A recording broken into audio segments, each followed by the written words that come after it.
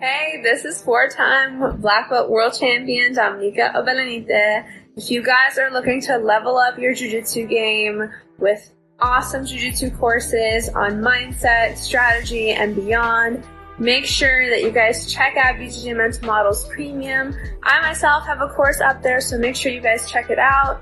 Let's get you guys on that next step in your jiu-jitsu journey.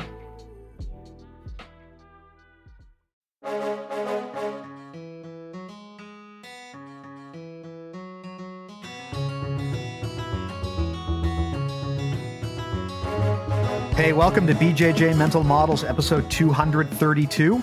I'm Steve Kwan. BJJ Mental Models is your guide to a conceptual and intelligent jiu-jitsu approach. And today at long last, I'm here with a longtime friend all the way from Georgia, Mr. Josh Wentworth. How's it going, Josh? It's going good. I am a longtime listener, first-time caller.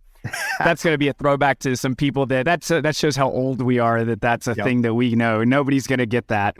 But somewhat better known as a Reddit user, Kintanon. Mm-hmm. I'm well known on there for doing rolling reviews, usually while intoxicated, originally. Now I usually do them sober, which you get about the same level of roast, but a little better advice. Since then, I've opened a gym, done some competitions, et cetera, and for some reason, people have decided that they enjoy my take on many things jiu-jitsu related, so I'm here to talk about those things.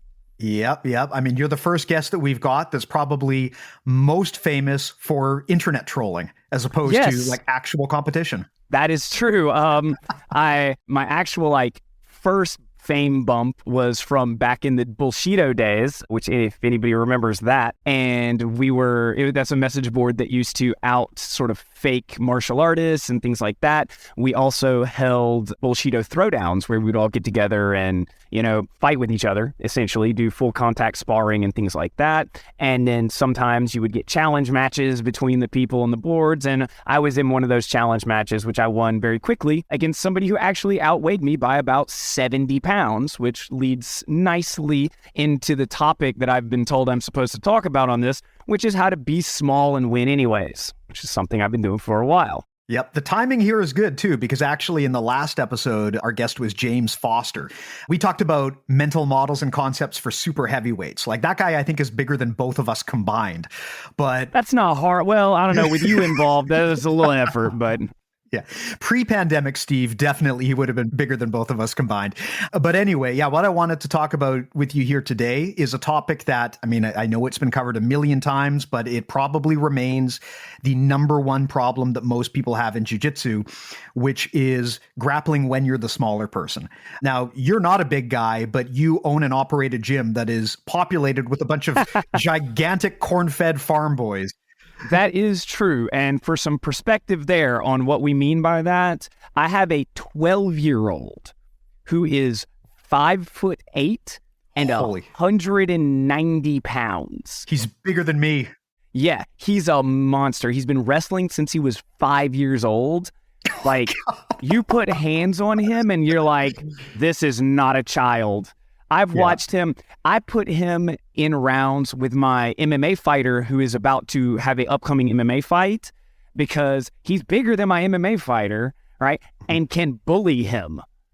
He's a good wrestling round for a 160-pound adult MMA fighter who is himself not weak. This dude is in good shape. I've got a bunch of guys that are over 225. When we split the room into big and little, that split is usually at the 215-pound mark, and it's about half and half, right? So about half the room is over 215. So we do have a lot of big guys. Yeah, I know that in the States, especially, in the farming areas, you get a lot of big boys and girls. But up here, if you split the class by that weight division, you'd have maybe one or two people on the high side. Everyone else would be below that weight threshold. So, man. That's crazy. Yeah, that's a lot of practice with a lot of big boys. I envy you guys.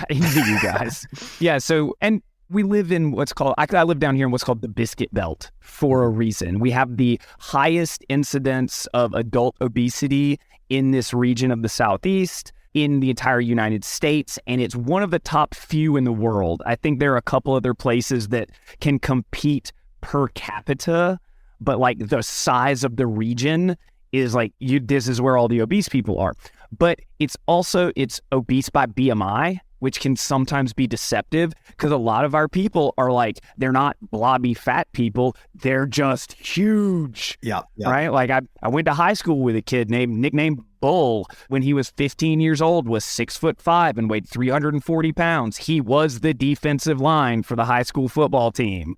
That was it, right? And we've got a lot of those guys. So yeah, we do get a lot of big guys down here. I came up in jiu-jitsu being like the smallest guy in the room.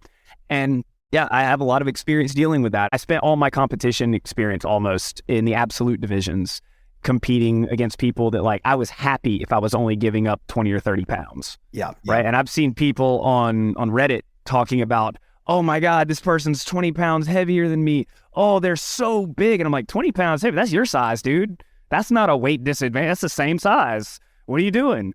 And to the point that when I started being able to compete against people my own size, it was weird. I didn't have a paradigm for how to interact with them correctly. And so like, it was very strange. But we're not talking about the gear shift between training with heavier people and training with lighter people, but that does kind of lead into the difference in modalities between, you know, how you train against someone your own size, someone you can physically move around, and someone you can't move, right? Because I am not strong. My bench press is maybe on a good day, a 165 max, right? Mm-hmm. I have a respectable deadlift for a non-strength training person, but deadlift is not a like move somebody else around lift. It's a move yourself around lift. It's an extension lift, right? It's a way to drive your hips and find space and stuff, right? So when I get a 200-pound dude on me, right, and that's a small weight dude, that's 60 pounds, that's nothing, right?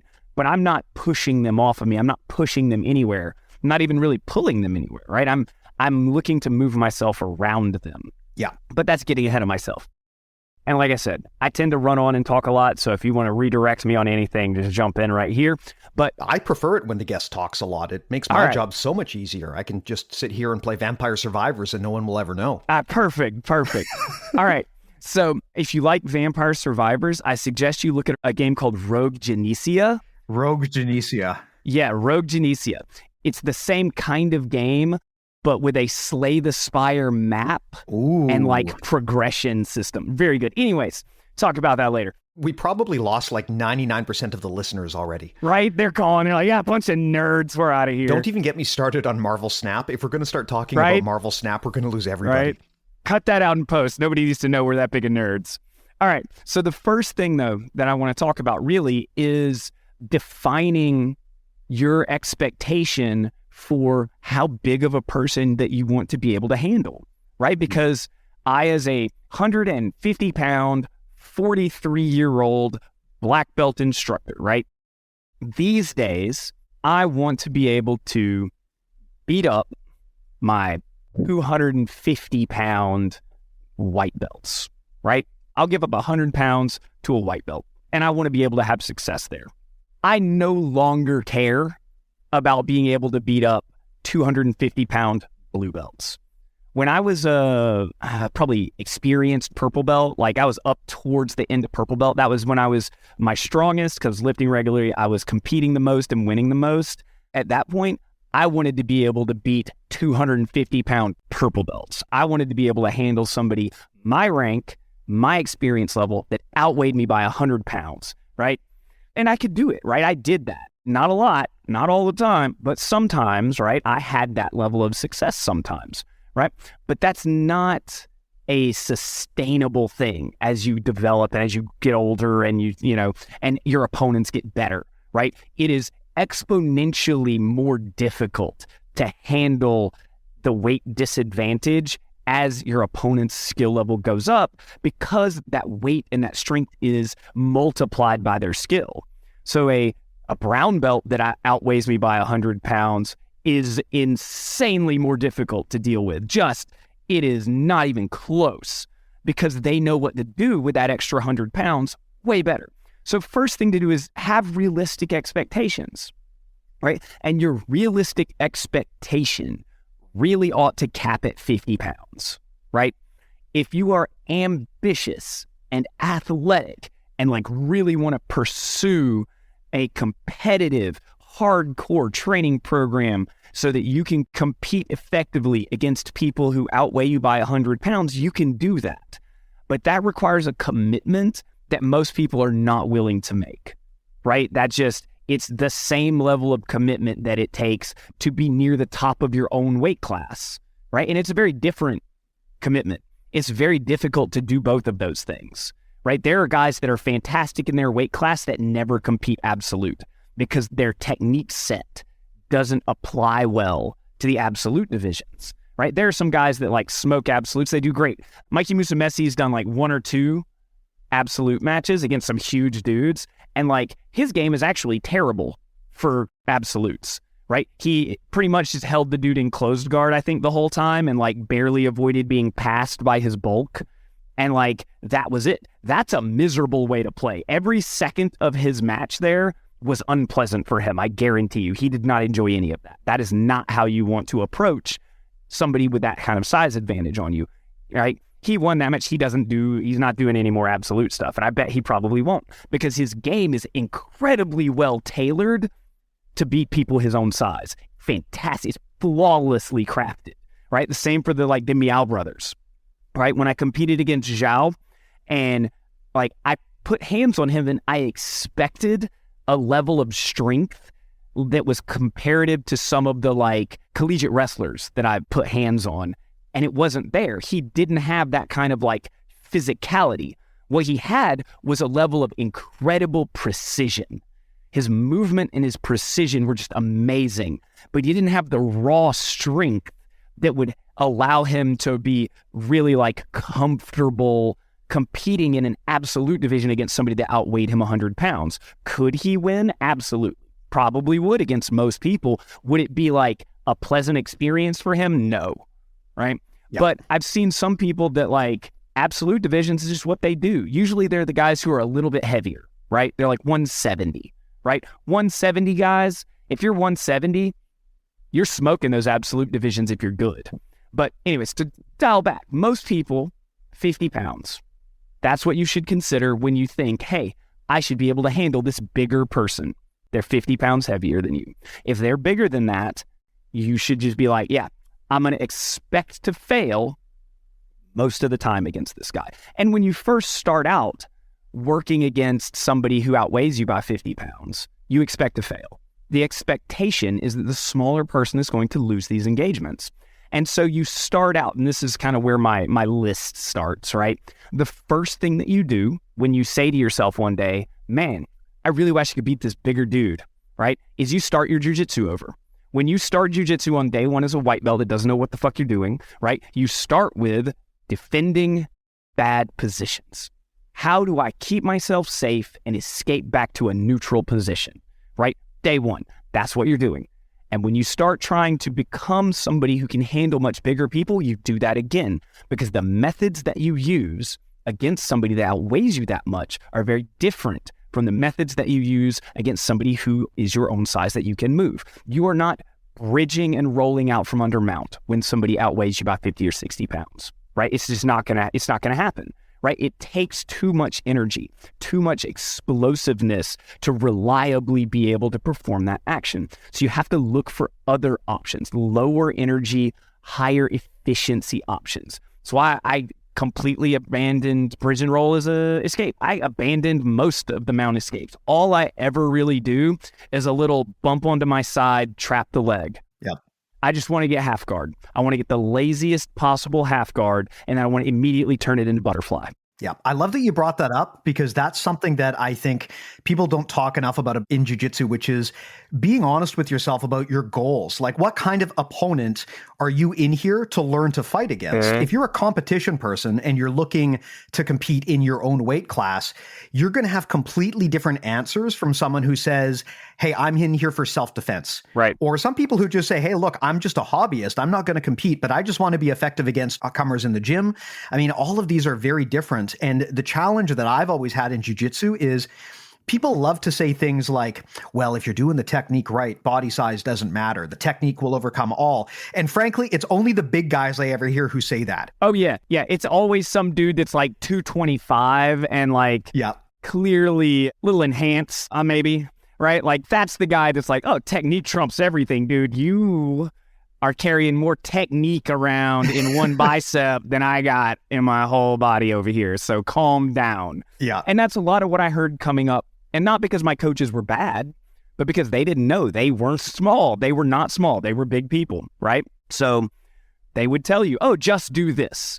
Yeah. And if you've ever been a 140-pound dude trapped under a 225-pound dude, and somebody says, just do this, just bridge, just punch them. you want to punch them in the throat. Like, you would just like, yeah, let me get out from under this guy and then I'm going to hit you in the throat. That's how this is going to go. Yeah. Right. Because it doesn't work. It doesn't work the same. Right. So that first step of going back to the basics and learning that there is a different set of techniques. Right. And the thing is, doing that, right, doing that little bump to half guard to butterfly or knee shield, right? Like, that's less efficient, right? Quotes, efficient, than trap and roll to the top. Because if I get that little bump to half guard or whatever, I'm still in the bottom. I have more steps I have to do to get out from under this guy. If I could just bump over, right, just trap and roll, be on top now, I would do that. That would be my definite preference, right?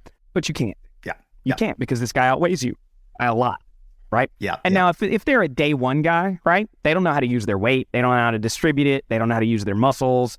You just, whatever, flip them over. Who cares? Doesn't matter. That's not relevant. That's not what we're talking about. We're talking about the 4-stripe white belt when you're a 2-stripe blue belt, right, that outweighs you by 50 pounds. And like, you are just mad every time you have to roll with him because you keep getting stuck on the bottom of his half guard and you can't get out from under him because he's heavy, right? Yep. That's the guy that we're concerned with, right? Yeah. Not the day one guy that outweighs you, but who cares? Day one guy, it doesn't matter. They're meaningless, right? So you have to decide first, who am I actually considering as a big guy that I want to be able to beat? And there has to be a cap on that. You can't be like, yeah, I weigh 140 pounds and I'm a hobbyist and I don't do any strength training, but I want to be able to beat Brian Shaw. Mm-hmm. Like, you're out of it. For anybody that doesn't know who Brian Shaw is, he's a 400+ pound world's strongest man, like 5 times or something. The guy can pick up cars and just like throw them, right? He's just going to lay on you and you're going to die. Like, your rib cage is going to collapse and stuff. That's not a realistic expectation, right? You have to keep your expectations realistic. And that's step one. And that actually applies to a lot of jiu-jitsu. Keep your expectations realistic, right? Keep them in line with what you are capable of doing in terms of training volume and strength training and extra work and stuff. Because, if you're willing to come in and like train 5 days a week and then strength train 3 days a week and all that stuff, then your expectations for success can go way up. But if you have a job and a family and all that stuff and you're training 2 or 3 days a week and maybe you get in the gym once a week to do a little lifting or some kettlebells or something, right? You need to have your expectations in line with that, right? Yeah. And I think that's fair too, right? I think something that people don't think about enough is they tend to project their own life experience onto everyone else in the class, especially instructors. And I mean, instructors will often tell you, they'll give you a big laundry list of things you need to study and you need to work on. But a lot of hobbyists will push back and be like, look, I can commit to one training session here a week. And then the rest of the time I'm doing just quick workouts from home.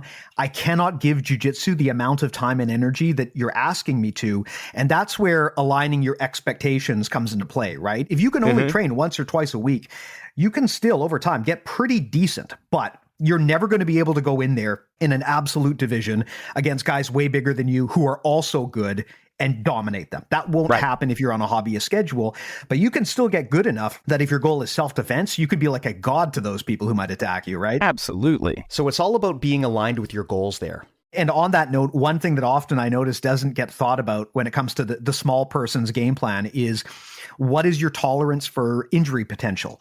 As an example, like if you are a smaller person and you are expecting that your opponents are always going to be bigger than you, either because you compete in absolute, or maybe you're doing this for self-defense. I don't know, right? But there's certain techniques that I would tell you, think twice about if you're giving up a lot of weight. One of them that I always suggest is be very careful trying to shoot a double on someone who's got 50 to 100 pounds. Mm-hmm.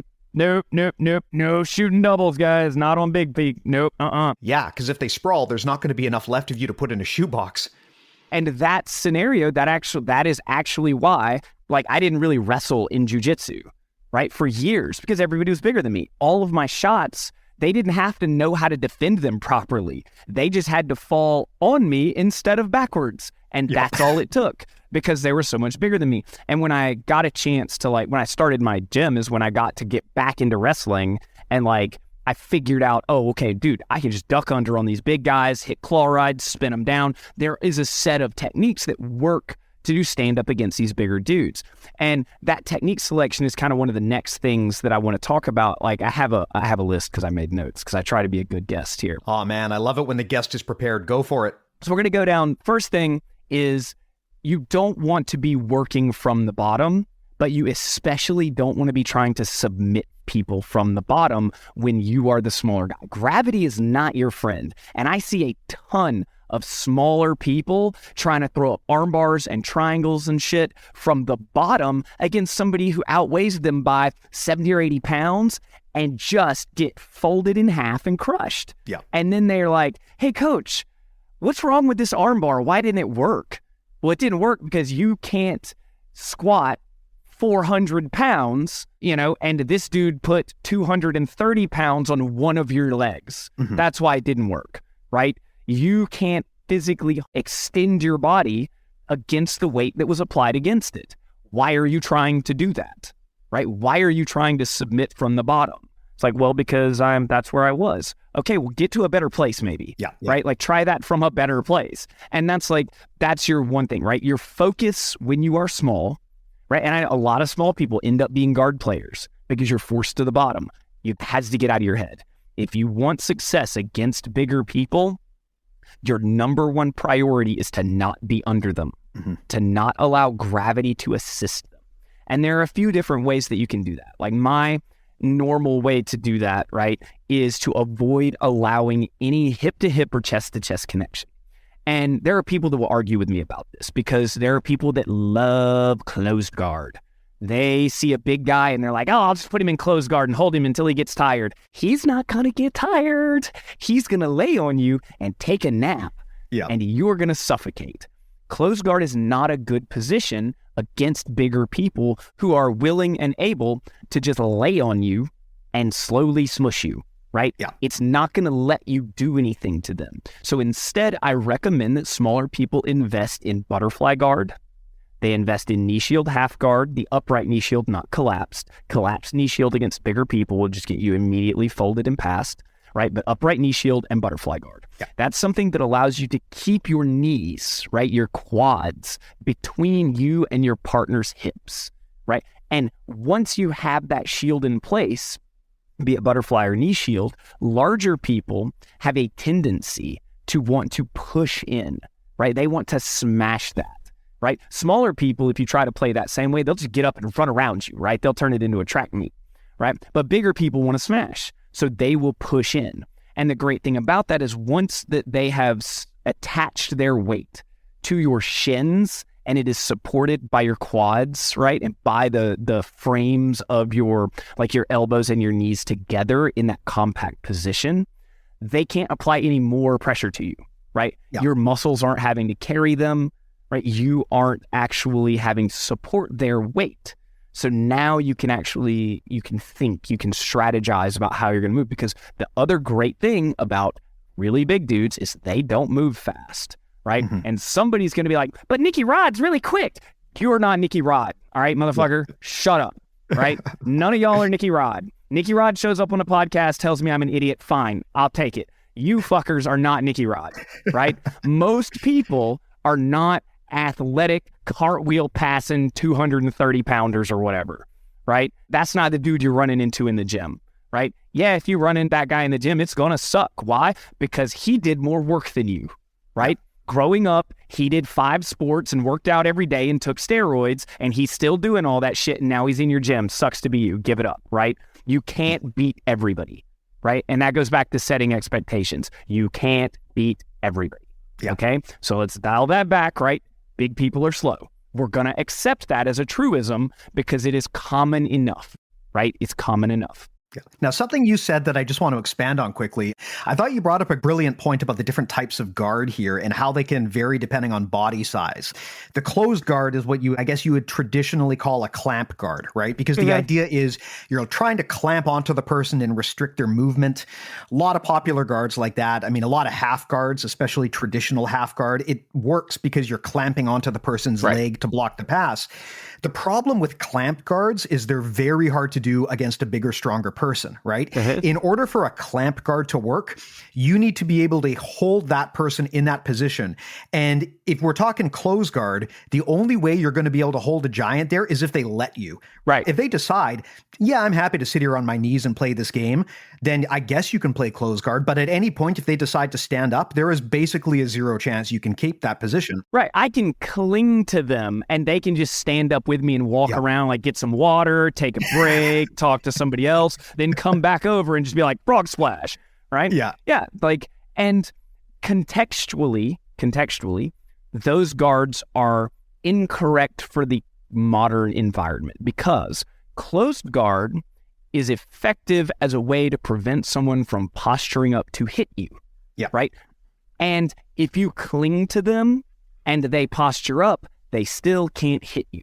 Right. Now they can try to like bonk you against the ground, but if you tuck yourself into them, I've had guys do that to me in tournaments and stuff before because I've been in tournaments where they can slam you. It doesn't matter. Right. And if you curl up against them and they just like bong, bong, bong, bong, bong, smash you against the ground, that's not a big deal. Right. As long as you know how to protect yourself, round your shoulders, tuck your chin, etc. Right. But that's not helping me get on top of them. That's not within the context of what I'm trying to achieve. That guard is not effective. Right. That's not an effective guard. And traditional half guard is even worse in that context. Right. Yeah. Traditional half guard is just a way to prevent them from moving forward into side control. Right.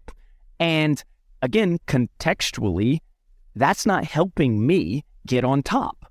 Right. That's not doing anything. That's why I hate lockdown too. Right. Lockdown half is fantastic if your only goal is to keep somebody on top of you from advancing forward. It is not a great guard for anything else.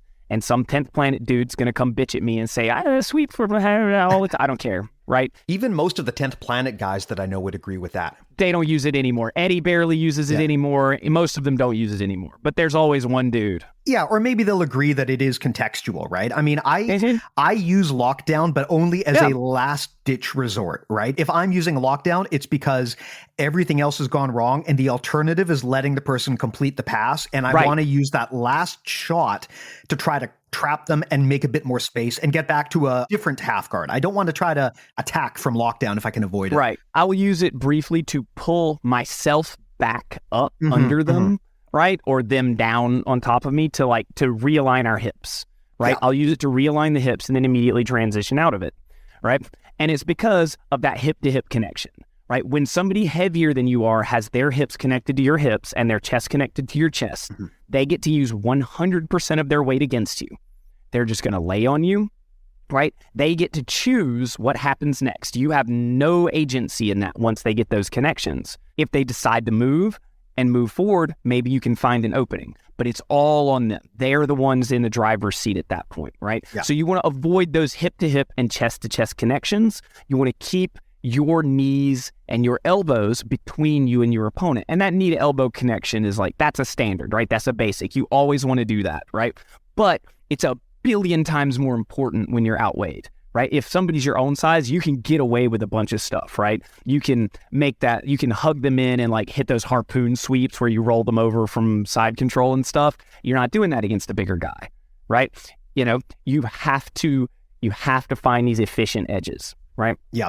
The elbow knee connection is a great point there because, I mean, that's generally considered good jiu-jitsu, but it's especially important against a bigger person because regardless of how good you are, if you're giving up a lot of size, you will get beach balled if you're on the bottom. You will get picked up and moved around and pushed around, and it will be very hard for you to block your opponent from trying to stack and move to your side. But the beauty of the elbow-knee connection is as long as you can close that space by your hip, by definition, there is no guard pass. You still have a chance to invert or turtle and regard or just straight up plain regard, you still have a shot. And yeah, it sucks if the guy is spinning you around like a beach ball, but there's still no points awarded for that unless they can secure the pass. So that elbow knee connection, like if you're giving up a lot of size, the mistake I see a lot of smaller people make is they will try to avoid and prevent getting beach balled. They'll be like, I am not going to allow this. But you know what? You don't have a choice. You don't have a choice, right? Yeah. You will get beach balled. Your choice is maintaining a tight, compact structure while that's happening so that when you do get beach balled, the guy doesn't land in side control. That's what you're trying to avoid. Exactly. And when you make a mistake against a bigger guy, the consequences are worse. I can afford to make mistakes against somebody my own size because I can recover from them. Yeah. But if I make a mistake against somebody that outweighs me by 70 pounds, it's almost impossible for me to recover from that mistake, right? So you have to be very careful, right? And very considerate of your movement and your posture and your structure so that you don't make those mistakes. And then once you do have a chance to engage against them, right? Let's say you're ready, like you've established a position, right? You've established your butterfly, right? Your butterfly guard, your butterfly half, whatever it is. So when you want to sweep, right? When you want to engage them, you have to make sure that the technique that you're using is one that engages your largest and strongest muscles in the safest structure, right? Because it is very easy when you are a small person throwing other small people around to get used to just being able to just kind of hook them and toss, right? Weave a De La Riva hook and then like do a backwards roll and now you're on top, right? Fantastic. Works great against somebody else that weighs 140 pounds. If you do that against somebody who weighs 225 as they're trying to pressure through your guard, you get to blow your knee out and go to the hospital, right? So you have to think of your rolls in that context, right? In the context of how is force being applied to my joints, right? Not just a win or lose, can I sweep this guy? But if I try to sweep this guy incorrectly, am I just going to blow my leg apart, right? Am I going to get my shoulder destroyed, right? That actually happened to one of my purple belt ladies, right? She was doing drills with a wrestling coach who the wrestling team trains with us and he trains with us sometimes, but he's a huge dude. He weighs like 300 pounds. And she weighs about 135. And she's a very good, very tough, very strong purple belt lady who generally like wrestles with the wrestlers and does fine and all that stuff. But this dude was 300 pounds. And they're doing a sit-out drill. It's a totally normal, like nothing crazy drill. And he had just been doing it with one of my 270-pound guys and like another 225-pound guy. And she was in the rotation with them of her own volition. I wasn't in the gym that day, and she has a tendency to just be like, I'm as big as these people, whatever, and jump in because she's like that. And, and so he moved and fell on her slightly, and it separated her shoulder. She got a grade 3 shoulder separation, and she was out for like 7 months. And it wasn't because he did anything wrong or she did anything wrong. It was just because he weighs 300 pounds. That's it. That's what it takes, right? So when you're engaging with somebody who weighs that much more than you, you always have to be cognizant of where their weight is going. Where are you trying to lift it? What are you trying to do with it? And that's why I see some people that like, they teach butterfly sweeps in a certain way. And that certain way involves lateral pressure on the knee, right? It involves this lateral raise of your heel with your partner's weight on it, right? So that you can get this little flip. And I don't teach them that way because I teach them the way that I kind of developed them and learned them for use on somebody that outweighed me a bunch. And that's with a forward, like front kick motion, right? That uses my quad. And the structure means that if my opponent smashes back down, my knee moves in its normal direction, within its normal range of motion, and my heel just goes to my butt, right? It doesn't flex my foot to the side. It doesn't put any lateral pressure on my knee. And when you start to adjust your techniques to take that into consideration, the unfortunate reality is that you lose some efficiency in your techniques because there are quicker, easier, faster ways to do a lot of techniques that just happen to put your joints and muscles under strain in ways that are detrimental to you when you have more weight on them, right? If you happen to be incredibly strong, you can get away with it for a long time. Or if your partners just never happen to press back into you. But I learned to my detriment when I was playing single leg X guard that the standard single leg X guard with the toes flared kind of to the outside and the heel across, if your partner outweighs you by 100 pounds and they decide to put their chest on your chest while you have single leg X guard, your knee just makes a whole bunch of popping noises and then you get to sit out for a few weeks. Yep. Right? And there's nothing you can do about that because you don't have muscles to reinforce that. So I changed the way I played single leg X guard. Right? I started playing it with my toes pointed straight up and my heel digging down into the hip. So now if somebody pushes into me, again, they're pushing my knee to my chest, right? In a range of motion that is normal for my joints, right? That my muscles can support. I'm no longer taking lateral pressure on my joints. And I had to make that change. And that change got me estimo-locked to shit by a dude my own size at Masters Worlds. Because when you put your foot in that position, you're exposing your ankle. Yep. You expose your ankle, right? And so now it's like, okay, well, what am I going to do? Am I going to play this the way that doesn't get me estimo-locked against people my own size? Or am I going to play this the way that doesn't get my knee blown to pieces against some dude that weighs 225, right? You have to make some of these trade-offs where the technique that you're choosing, it may not be the best technique, but it is the safest technique, right? It is the one that keeps you from getting injured. Yeah, I love that you're bringing this up here because people don't talk enough about risk trade-offs and return on investment when you're doing these moves. We go into class or we look on YouTube and you see a technique and they kind of position it like, well, this is always going to work as long as you do it right.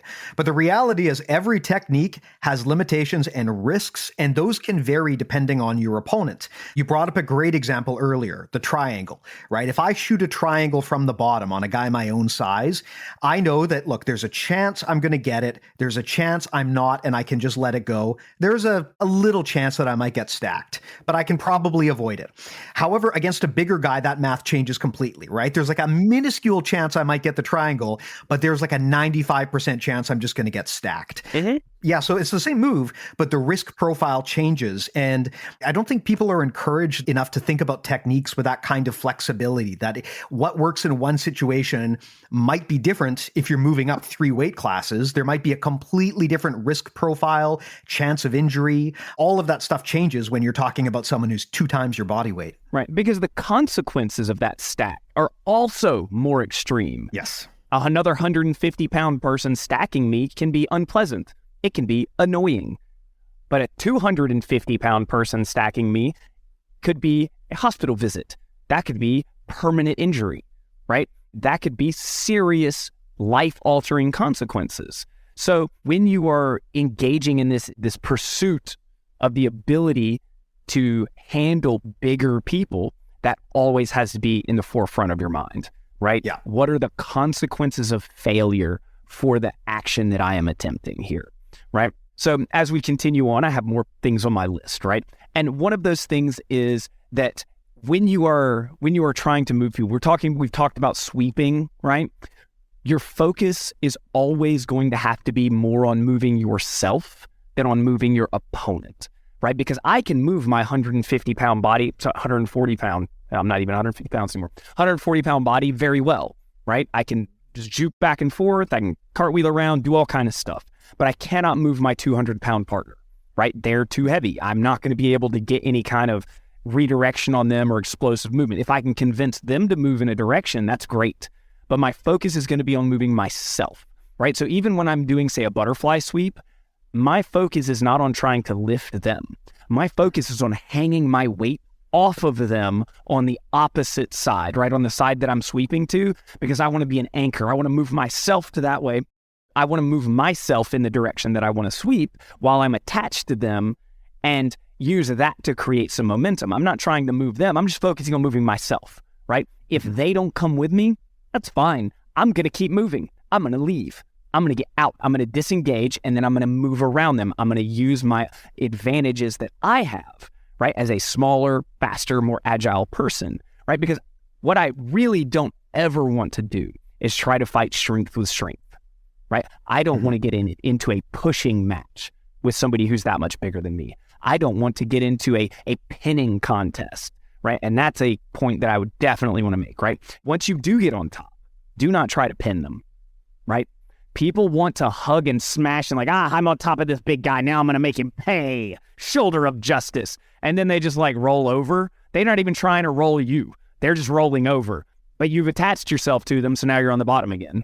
That happened to me the other day, and it was so frustrating. And you would think I know better because I propose this on the podcast all the time, but we all still sometimes fall into these traps. But I was sparring with a much less experienced, I think he was a purple belt, but still much, much stronger than me guy. And yeah, I was trying to pin him from top side control, and he didn't even bridge. He literally just log rolled. But he was so big and strong that because he had a grip on my arm, I just went over, right? I can't do anything about it. And it's because I fell into that trap, right? Trying to wet blanket a big guy isn't going to work, right? The way that I always explain it is, if you're going to try to pin someone, the first thing you have to ask yourself is, how much do I weigh and what do I think this person's bench press is? Right. Because if their bench press is equal to or greater than my body weight, it's a bad idea, right? You can still keep them on the bottom, but you're going to have to do it more fluidly and more surgically. Right. It's going to mean you got to stay moving. Movement and alignment. Yeah, exactly. Movement and alignment. Those are your key points, right? When they push against you, you have to not be there anymore. Right? You rotate yourself, right? To twist their arms as they're trying to bench press you, right? You redirect, right? Put lateral force against their push so that they are not able to push directly against your body weight. Be willing to move continually, right? Movement is its own form of pressure. And that's a lesson that I learned as a blue belt, right? Is that movement is its own form of pressure. Big guys, they get their pressure from their weight, from a static position, from creating a status quo and maintaining it with their size. Smaller people, we get our pressure from our movement, from constant change, from misdirection, from always being somewhere other than where our larger opponent wants us to be. And you have to be willing to move. If you're not willing to move, if you're not willing to be loose and flowy and transition and maintain top position, right? If you're committed, I'm going to stay on mount. You're not going to stay on mount. You're going to be on the bottom in 4 seconds, right? I'm going to stay on side control. Nope. You're going to be on the bottom. Yep. That's going to happen. You can't commit to a single position because the lack of movement, the maintenance of the status quo is in favor of the bigger person. And it always will be. Yeah. Something Rob Bernanke has talked about, and you just brought this up too, is this idea of force vectors, right? The idea being that, look, this person is generating force towards you. And one of the factors that's going to determine how much force you're talking about is how big is this person, right? If they're bigger, they can generate more force. Now, if strength is comparable, you can meet and block that force, right? I can frame against you, I can block you, and I can shut down your movement. But if their force, their weight, their mass, their power is much greater than my strength, man, if I try to frame against them, it ain't going to work.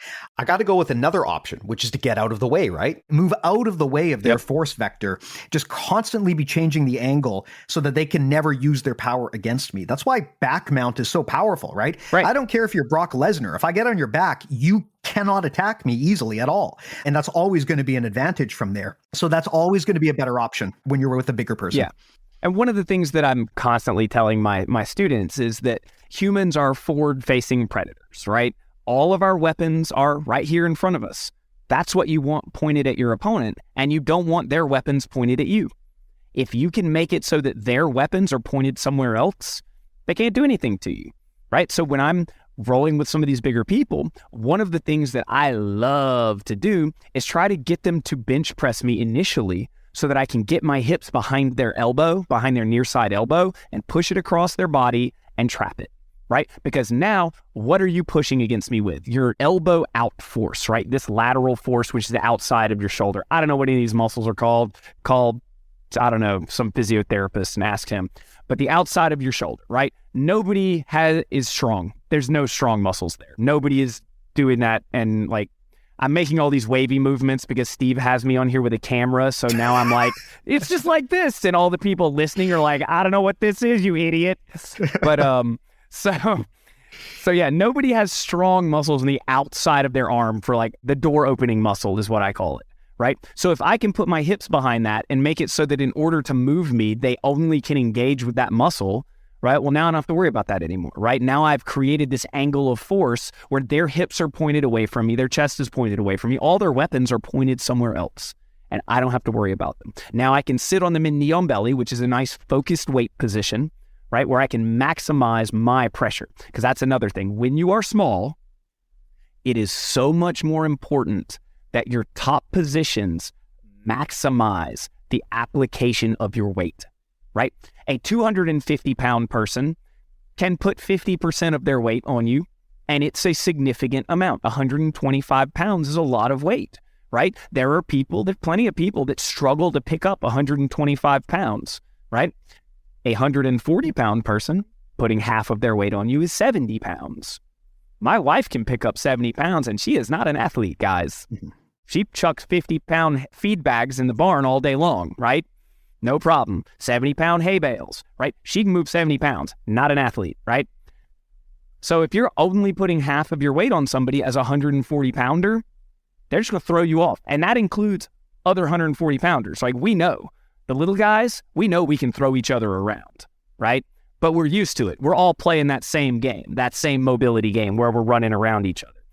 You don't play that game with the big guys, right? You make every ounce count. When I'm on top of a big guy, none of my body is touching the ground if I can get it, right?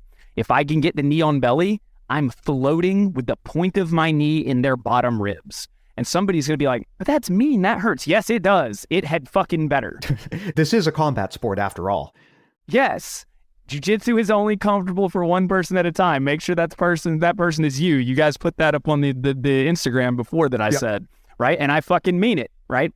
When I get on top of a bigger guy, I want to put 100% of my weight in a spot the size of a fucking silver dollar if I can, right? Right in somewhere uncomfortable. I'll go knee on neck, right? Knee in the bottom rib, right? All those places, and I will put all of that weight there. But I'm ready to move. Yeah. Right? Because I am balanced and poised in that spot. And if they suddenly like shove or explode, I'm just back on my feet and moving to the other side. Right? I'm not committed to that location, but I am committed to that pressure.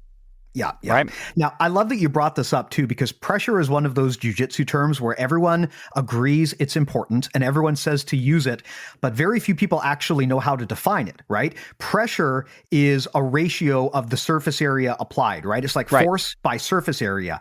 The smaller the surface area, the greater the pressure. Right. If you're a big guy, you can just wet blanket someone and just lay on them. And you'll still get pressure just by virtue of your mass. But if you're a little person, you can amplify your pressure by using smaller surface area. That's why when you're little, ideally, if you're going to be putting weight down on someone, you want to be using the small, bony, pointy parts of your body. That's going to mean your shoulder, your elbow, your knee. I try to avoid passing these days to side control. I'll instead try to pass to knee on belly because that pressure is easier for me to hold and you get more points, right? I got something for you. Okay. So I love knee on belly, but I still pass to side control, but I pass to a hybrid side control. What I will do is when I pass to side control, I will bring my hip side elbow and I will prop it on the lower ribs on the outside. And then I will bring my hip side knee in and I will prop it on the lower ribs on the inside. And then I will have my hand under the head, right? And I will take everything off of the mat except for my posting toe, as if I'm going up to knee on belly, but I'm still like flat. So I'm still in like this side control position, but all of my weight is driving into my elbow and knee that are in the lower ribs as I drive them towards each other. That is the side control that I use against bigger people, and it is awful for them. Absolutely. Awful. Yeah. Right? It's a very nice high pressure side control. Oh, one other thing, actually, before I forget, in addition to generating more pressure, the benefit to using smaller surface area is it's harder for the person to push against it. Right. If I wet blanket on top of the guy and I just lay down flat, if they have a good bench, I mean, I'm not the biggest guy in the world. If they can bench more than 180, 190, they can probably send me, right? But if I'm just connecting to them with my shoulder or my knee or my elbow, you can't easily push off against that surface. So it doesn't really matter how big you are. You're not going to like bench press my knee. That's going to be very hard. Right. So that is another reason why for a smaller person, you want to be judicious with how much contact you make with your opponent. You want to try to have like small, like you said, silver dollar size penetration points where that's where all of the force is going. And that connection to your opponent, right? The larger the surface area that's connected to your opponent, the more friction there is, the harder it is to disengage from them when they move.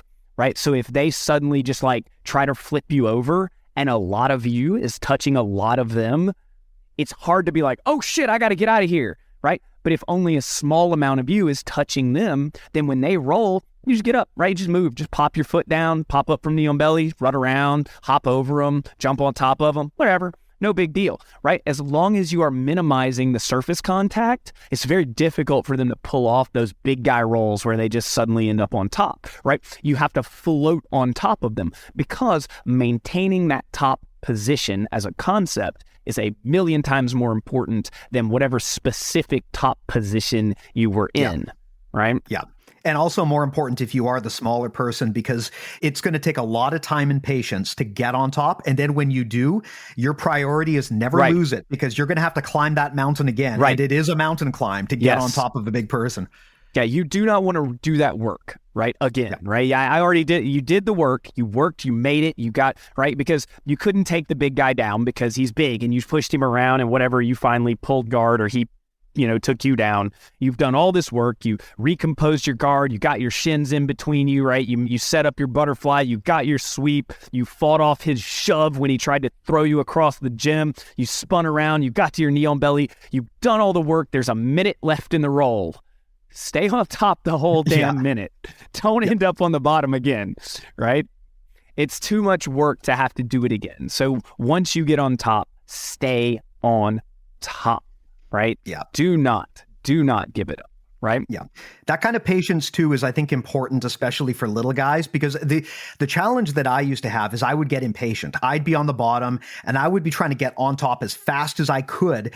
And if you're smaller, you're just not going to be able to outmuscle a big guy. So if you're trying to make it happen quickly, and if you're impatient about getting on top, you're just going to burn out yourself. Well, you're just going to make a mistake. You're going to leave an opening that lets them shove some piece of their body through that gives them enough of a grip or enough of a wedge to then put their weight on you. And now, dang it, you rushed a little bit. You were a little too ambitious. And now you get to suffer for the next 4 minutes, right? Yeah. No good.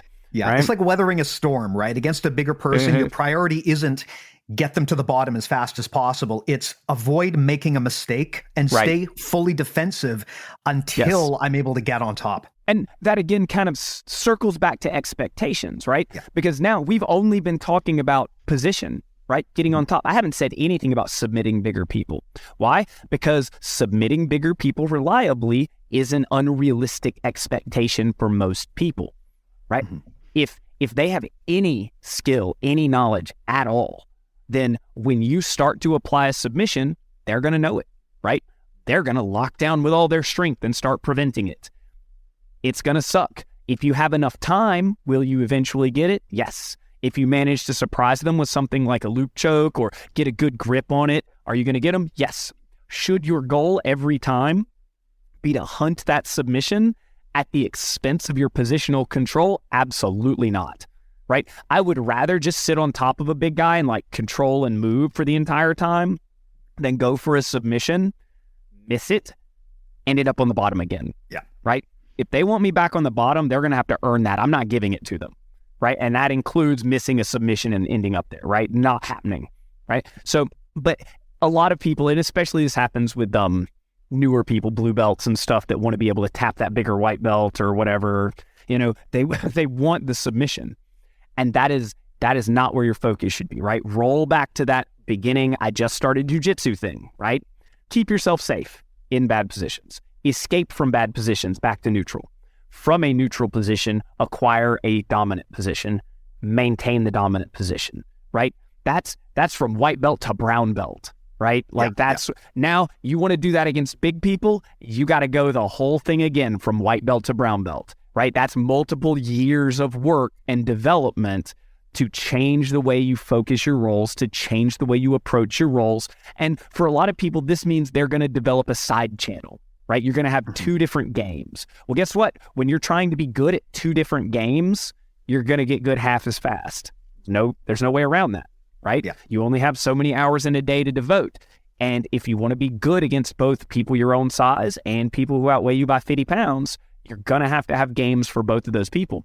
Because, again, when I started to compete against people my own size, my shit did not work the same, right? My knee shield half guard game is fucking fantastic against somebody that outweighs me by 80 pounds that wants to shove into me and smash me. It does not work at all against somebody who weighs 140 pounds who's willing to back out and cartwheel over me, right? It's completely non-functional. I didn't even know what to do.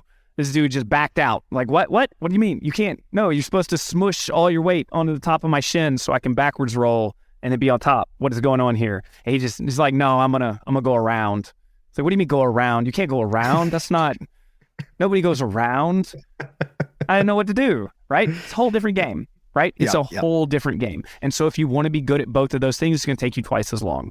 And you have to start that journey over, right, with that focus for those bigger guys. So you're not going to be submitting those guys, right, in the first few weeks or months, right? It's going to take you a couple of years to develop an effective, efficient, safe, consistent game that allows you to apply your techniques, that apply your skill against someone who has that significant weight advantage and also knows what they're doing, right? If they don't know what they're doing, that's a whole different ball of fuck them, right? Like, whatever, you give me 6 months, I'll have you fucking up dudes that outweigh you by 50 pounds and don't know what they're doing. That's not hard, right? Now there's some that's another thing I wanted to talk about, right? The weight athleticism spectrum, because that's something we do get a lot down here, right? There are people who are 6'1" and 225 pounds and look like they have never done a day of exercise in their life. That guy, no big deal, right? 12 months, you can smash that guy. Not a big deal. Who cares, right? Easy game, right? There are guys that are 6'1" and 225 pounds that are pure rock hard muscle, that have played sports their entire life, that can rip out standing backflips and then throw you across the room, and like it's not even hard for them, right? That guy is not the same guy as the first guy, right? When I talk about handling somebody that outweighs you by 50 pounds, we're not talking about the second guy, right? The second guy is a whole different beast, right? That is a whole different scale of human when you get somebody who is very large and very athletic, right? When you see these guys that are like D1 football players, God forbid an NFL level football player, the worst football player in the NFL is still a superhuman athlete, right? If you grab a random 300-pound NFL linebacker, they can probably do a backflip. Do you know what kind of insane strength you have to have as a 300-pound human to do a backflip? You are out of your mind if you think you're going to touch that guy and bother him, right? I could throw everything at that guy and he's going to be like, that's cute, buddy. You run along now, play, right? Like, so there's a spectrum to the weight and athleticism that matters when you talk about this, right? Your regular guy who, like, he went to the gym a while, in high school and college. Maybe he played a sport in high school but hasn't played in years, and now he's like 28, and he weighs about 225, but his athletic weight was like 185. Like, that's the guy we're talking about. He's in good shape, right? But he's not in freak athlete shape. He's heavy, he's strong. Probably stronger than most of y'all, right? Because he was an athlete and he did work out. Maybe he still works out every once in a while, right? But he's a normal human being with a strength and size advantage, right? That is the realistic consideration here, right? You are not God, I know we all love jiu-jitsu. We love the power of jiu-jitsu. We love the black magic, dark sorcery that is jiu-jitsu when a 140-pound dude just whips some 200-pound guy into the ground, right? It's great, right? But it isn't actually magic, right?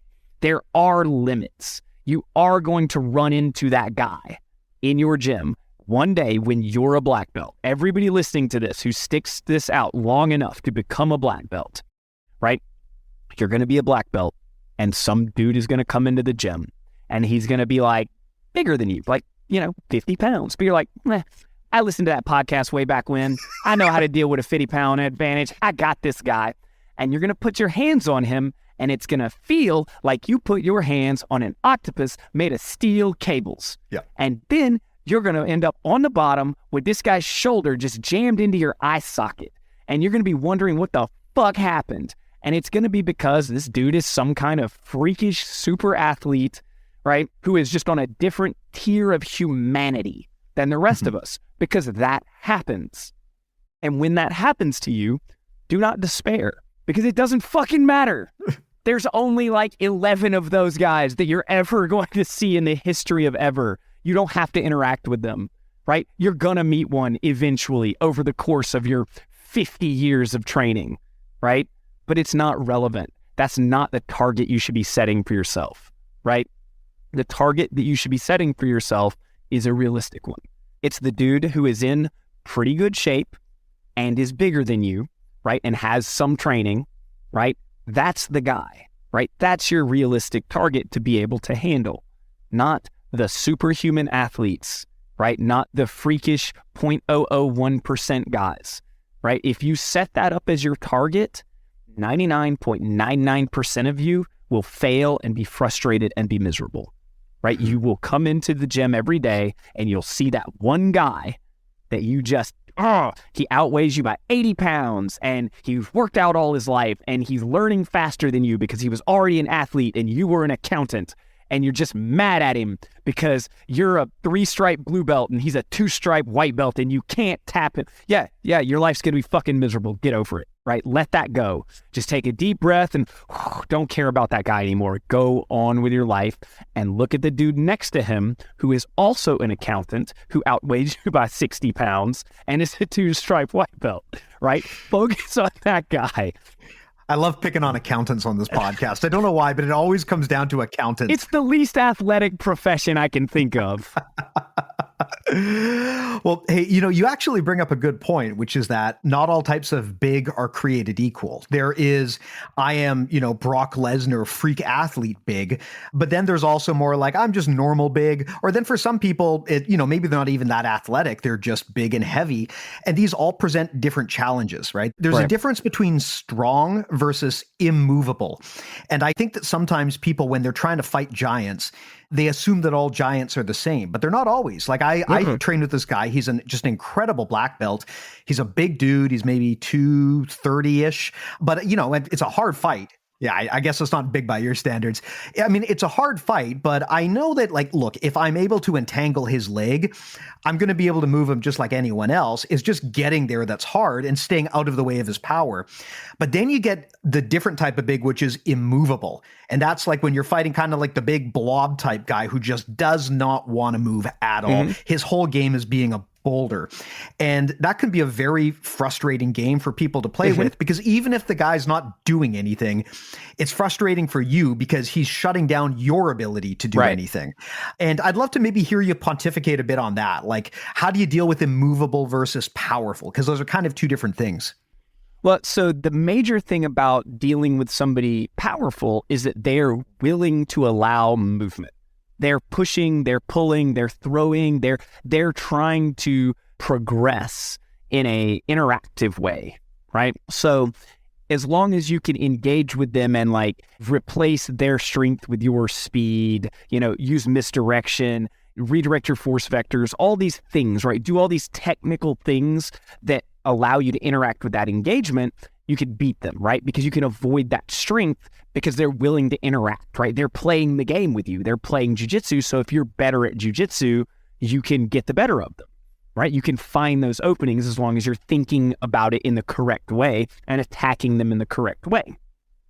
With somebody who is immobile. And I have a student who is like this, and he's amazing. He is a 320 pound, 6'2", 4-stripe purple belt who has been a 4-stripe purple belt for like 6 years, 7 years. His consistency is never quite there. He's got a family, he's got a job and stuff, and he can never quite get in the gym in a long enough stretch to get that brown belt, right? Can't quite. He's definitely there. He's been training as long as I have. If he had managed to like keep the consistency arcs, he'd be a black belt. But his game is very much, I'm not moving and neither are you, right? If he gets a grip on you, he's not giving you that back, ever. You don't get that. He's going to take the next grip that's an inch higher, and then he's going to take the next one. He's going to take the one after that, and he's just going to climb you like a ladder because you can't make him let go. Because while he is not explosively powerful, he is still 320 pounds, and he can put his weight on you in a way that means you can't move. So the key to dealing with that for me has always been in the initial engagement. Right? And this will make you feel mean, right? And I cannot underscore this enough. It will make you feel like an asshole the first time you do this to one of these big immobile guys. Do not let them grab you. As soon as things start, run around them. Run around behind them. Juke back and forth, right?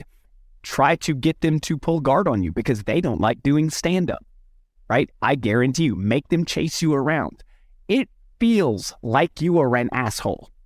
I cannot underscore this enough. You will feel like a jerk, right? And then when you are on the ground eventually, don't let them get any kind of grip, right? Again, don't play jiu-jitsu with them because they're looking to play a totally different game than everybody else. They're looking to play a negative game, a negative jiu-jitsu game, a game of removing movement, right? Most people in jiu-jitsu, they're playing a game of creating movement. They want to create positive movement that's in their favor, right? But they want to create movement. Guys who are super big, they want to negate all movement. They want to remove movement. They play negative jiu-jitsu. And if you let them touch you, if you let them get a grip on you, suddenly you can't move, right? They've got a leg, you can't move that leg. Now you're attached to that point. Your options are now super limited. You cannot let them touch you until you are achieving some kind of superior position. And even then, your contact with them should be incredibly light. Because if they connect themselves to you and they outweigh you by 180 pounds, they're just going to roll over and be on top, right? And like at this point, a 4-stripe purple belt that outweighs me by 180 pounds, that's outside of the scope of what I expect to be able to deal with these days, right? And I still I get the better of him if I play the leg lock game and can avoid his grips until I can get to his legs, right? That's how I can win against him, win in quotes, because it's the gym. We're not winning, but if we're setting it up with that in that context, right? If I can avoid his grips until I can get to his legs, I can get a submission, right? If I can avoid his grips and secure a light and mobile top position, I can keep him there, as long as he makes no connection to me whatsoever. But there's a point at which there's just nothing you can do. If you give up a connection to them, they have the mass required, right, to incrementally increase their position, right, until they are in the position they want, right? And then sometimes that's just the way it is, right? That's the way life is. Sometimes you do everything right and it still doesn't work out for you because there's an advantage there, right? And there's an advantage to playing that kind of game, right? To playing a negative jiu-jitsu game. And this is something I teach my MMA fighters too, right? And I know this seems like a weird segue to talk about going from a 300-pound dude that doesn't want to move into MMA fighters, but the context is negative jiu-jitsu, right? And that context is avoiding playing the game that your opponent wants to play. And so I teach my MMA fighters to disengage constantly. If your opponent is not actively holding you down, you get up and leave, right? And that doesn't matter. If you're top guard, bottom guard, whatever, they're not actively holding down, you just leave, right? Don't play jiu-jitsu with them. You don't want to grapple with them in a equal context. You only want to grapple with them in a superior context. So if you're in an equal, a neutral context, and they aren't actively preventing you from leaving, you leave. You disengage. You do negative jiu-jitsu, right? And that's not fun. Negative jiu-jitsu is not fun at all for anybody. And so you feel like a jerk when you're doing it, but it is incredibly effective. And it's an incredibly effective way to play when you're a very heavy person who can create that negative movement with a grip, right? Like you get one grip, now nobody can move. I'm not moving, you're not moving, great. You're going to play that negative jiu-jitsu game, right? And that's the difference. And that's why a lot of times I have way less problems with strong athletic people that are willing to move, because they will move themselves into a bad position if I trick them, right? If I can trick them into running back and forth a little bit, haha, suddenly I'm on their back. Great, good for me. A heavy dude who's like, nah, man, I ain't athletic. I ain't moving. I can't trick that dude. He's not going anywhere. He knows where he wants to be, and he's just going to wait until he gets his grip, because as long as we're playing jiu-jitsu, right, I have to engage with him. I have to touch him, right? I have to make a grip. I have to try to do something, right? Well, that means he can grip me. And now we're in this scenario where he's going to use his negative jiu-jitsu, his annihilation of movement, to create a scenario where he has the advantage. And if I want to play jiu-jitsu, I'm going to have to deal with that. And that's just all there is to it. I love this idea of negative jiu-jitsu, and I think that's such a good way to describe it, because it is a game that is based on negation and lack of movement. And I remember for a long time, I found this type of jiu-jitsu to be more frustrating than strong guy jiu-jitsu, right? Because like you said... Oh, it is. It's way more frustrating. Yeah. Like you said, at least a strong person. I mean, I got to be careful not to get overpowered, but I know that if I put them in single leg X guard, they're going to fall over like anyone.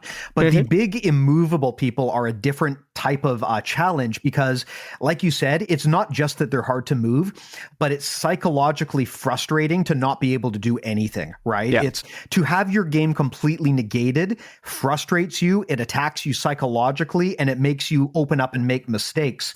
I remember for me, a breakthrough with this was, for a long time when I was on the bottom playing guard against bigger guys, I would try to do real quote unquote jujitsu. I'd go for my closed guard and my butterfly sweeps because, I wanted to honor the spirit of Helio Gracie and do jujitsu the way that he and his ancestors.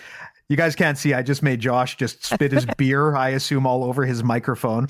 Gin and juice, technically. I wanted to honor the spirit of Helio Gracie and do jujitsu the way it was taught, but you ain't going to butterfly sweep some giant round dude. It's not going to happen unless he gives you motion. And I realized at some point, why am I doing this? If this guy is just going to sit there and kneel on both knees and not move, I am not obliged to sit here on the bottom. I'm just going to get my ass up, right? Just stand up. Yeah, so this was a realization for me, and I've heard Lovato talk about this a lot, where he says when he's sparring with someone, he watches their foot placement, because if a guy is down on both knees, there's a different series of attacks you're going to use than if he starts climbing up and getting up to his feet.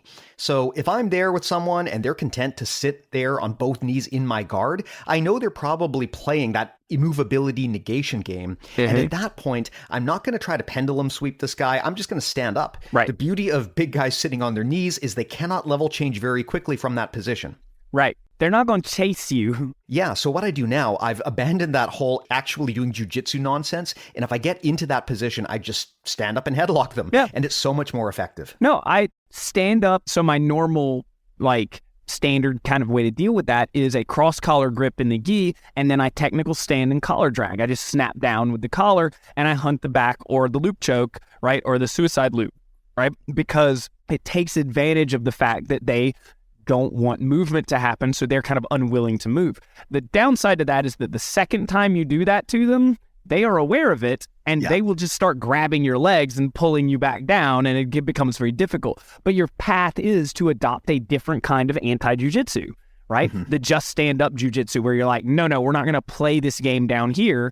I'm going to get up, and I'm going to try to run around you or snap you down or something and play a different kind of game, right? That forces some kind of movement, ideally one-sided movement, where you are immobile on the ground and I get to move around to a better place. And it's just a different kind of, negative jiu-jitsu. Yeah. Well, hey, man, we talked about quite a bit so far. Any other tips or pointers you wanted to get into for dealing with the big folks? Well, I am refilming my knee shield half guard sequence, my series, my system that I put out several years ago in terrible quality while I filmed in the gym. I'm refilming that soon and we'll be pushing it out for free for everybody. I highly recommend upright knee shield and butterfly knee shield as the way to handle large people on the bottom. I recommend that everyone learn how to perform a duck under claw ride takedown, right? It's a spiral down takedown. It doesn't involve getting under people, right?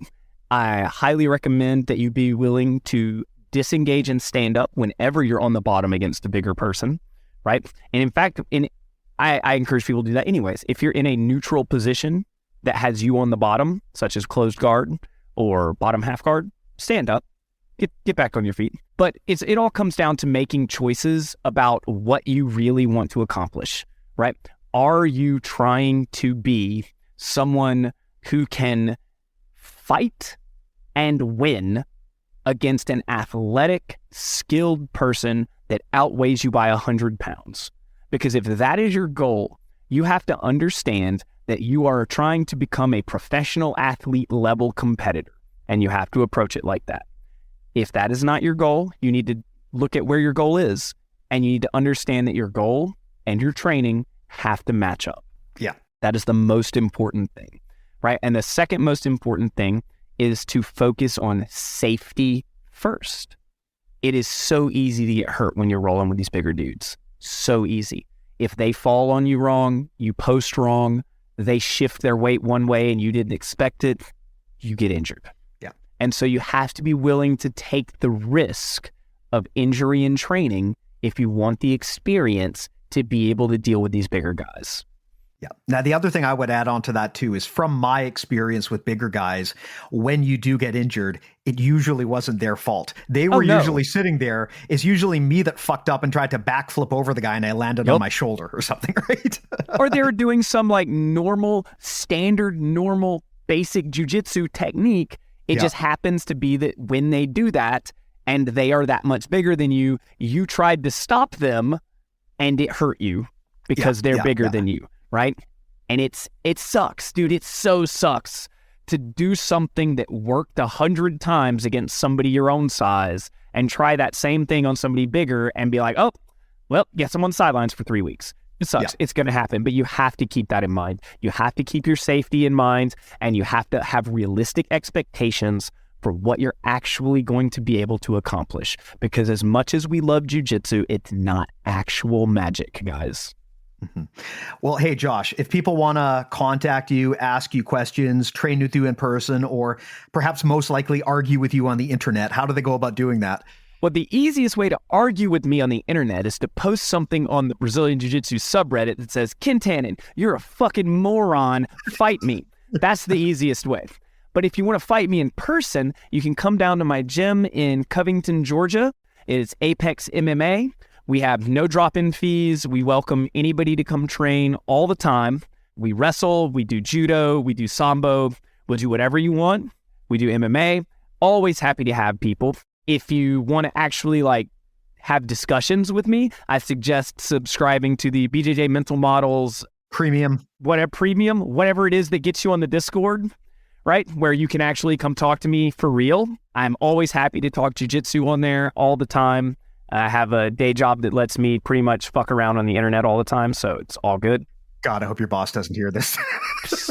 Whatever. I'm going to link this to my offshore team in India so they can listen to me on the podcast.